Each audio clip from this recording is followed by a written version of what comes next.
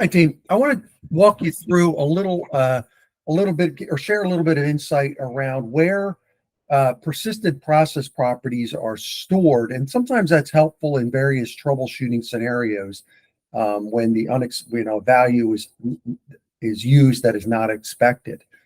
Here we have a very simple process that does take advantage of a few persisted process properties, as well as a few that are not. And so we'll take a look at this one here, which starts off as a dynamic process property, and it's persisted. And the name is called testing 123, and it has a value of 1, 2, 3, 4, 5, 6. In the decision shape here, we are doing a comparison against a particular component of the logging properties here. And here we have 3 process properties. However, only one of them is persisted, and that's the middle one here, process property number 2 with a value of 4, 5, 6. The other 2 process properties are not saved, as we see this checkbox here is blank for 2 of them. Now notice each one of these has a different key within the process property. This one is 8180, starts with 8180. This one starts with EA71, and this one starts with 3122. And that'll be important in a few moments when we take a look at the storage repository where this one is actually kept, the middle one that is persisted.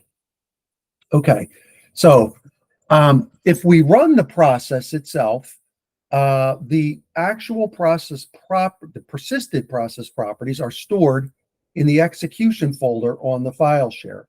So if you come up a level, take a look at the folders, it's our normal installation directory. So the process properties are stored in a file with the component ID, which is of the process itself. And here we have the process itself is marked, starts with 55EDF, and we see a 55EDF.properties file. The lock file is used to coordinate updates. There's the JVM will acquire the lock on the lock file before updating the properties file itself. So if we take a look at the properties file, we see 4 entries. This one equals 456, long string here. And this is, if you recall, this is the property. This is the process property itself, LDCF, the collection of process properties, right? If we look here, this process property that's the collection of these 3 has a component ID of 1DCF.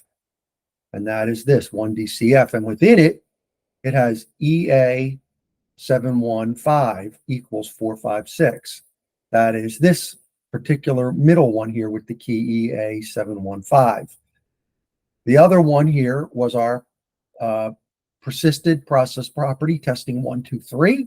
And then these 2 properties are the properties that are set as part of the process options, capture run dates and run times. That is where this data is stored in the same properties file. So I hope that this helps you understand a little bit more around where persisted property files are stored, and helps you in future troubleshooting endeavors. All right. With that, happy integrating.